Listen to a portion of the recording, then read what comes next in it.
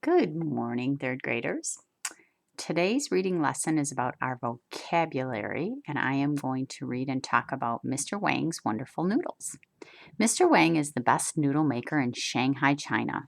People who like wide, thick noodles may think people who like narrow noodles, thin noodles, are foolish. People who like narrow, thin noodles may think people who like wide, thick noodles are not very smart. But everyone agrees on one thing. Mr. Wang's noodles are the best. When a customer comes to noodle shop and purchase on a stool at the counter, Mr. Wang always bows his head with respect as if to say thank you for coming to my shop. One day, a stranger came into the noodle shop. He said, Mr. Wang, please bring your noodle recipe to the United States. Make noodles in my restaurant.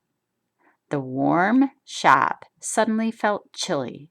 People stopped slurping their noodles to listen to Mr. Wang's reply. Mr. Wang quietly said, Thank you, but I do not wish to go to a foreign land. I am happy making noodles in China. Everyone heaved a sigh of relief and went back to slurping Mr. Wang's wonderful noodles. Now, in our strategies today, they want us to think about the words that are around the other words if we're not sure what a particular word means. For instance, narrow. Mr. Wang is the best noodle maker in Shanghai, China. People who like wide, thick noodles may not think people who like narrow, thin noodles are foolish. So we have to think about up here when they talk about wide, thick noodles. Wide and thick, we know what those words mean. So they may think people who like narrow, thin, that means the opposite of wide and thick. Noodles are foolish. Now, what does it mean to be foolish? Well, if you have a differing opinion of somebody, you might think that they are foolish or not as smart as you. Now, when we come down to this paragraph, it says when a customer comes to the noodle shop and purchases on a stool at the counter. Well, we have to use the word stool at the counter. What do you usually do on a stool at a counter? They have used the word perch, so I think we could substitute the word sit for that word.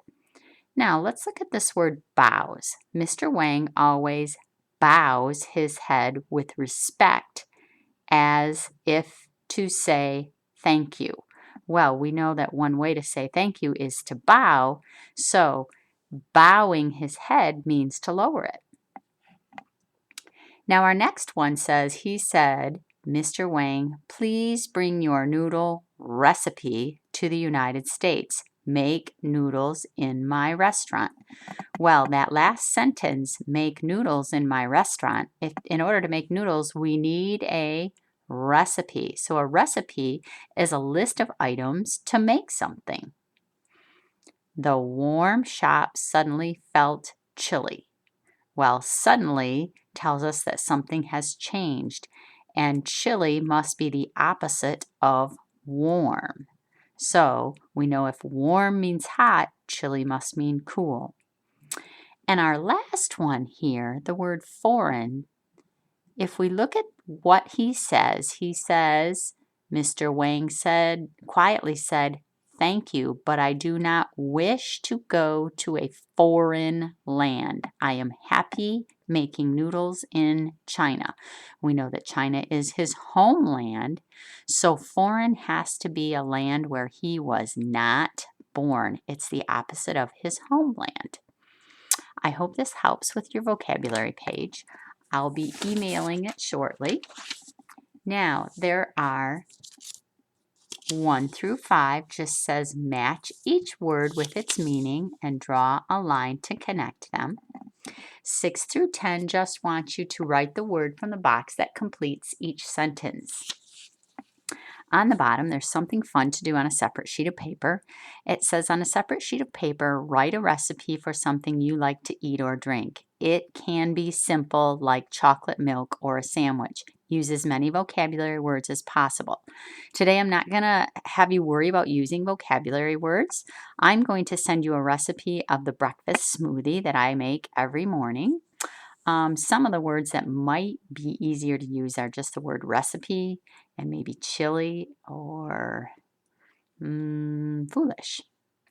If you'd rather not do the recipe, there's one other option for your writing today. Down here, it says, and this is on page 307 in your book, write 2 words or words to write. Write about a favorite food. How does it taste? Why do you like it? Use words from the words to know list, which is your vocabulary words or any of the words that are highlighted in your book on page 307. So 2 choices for your writing. Tell me about your favorite food or write me a recipe. I'm going to write you a recipe. I will be emailing this shortly. Thank you.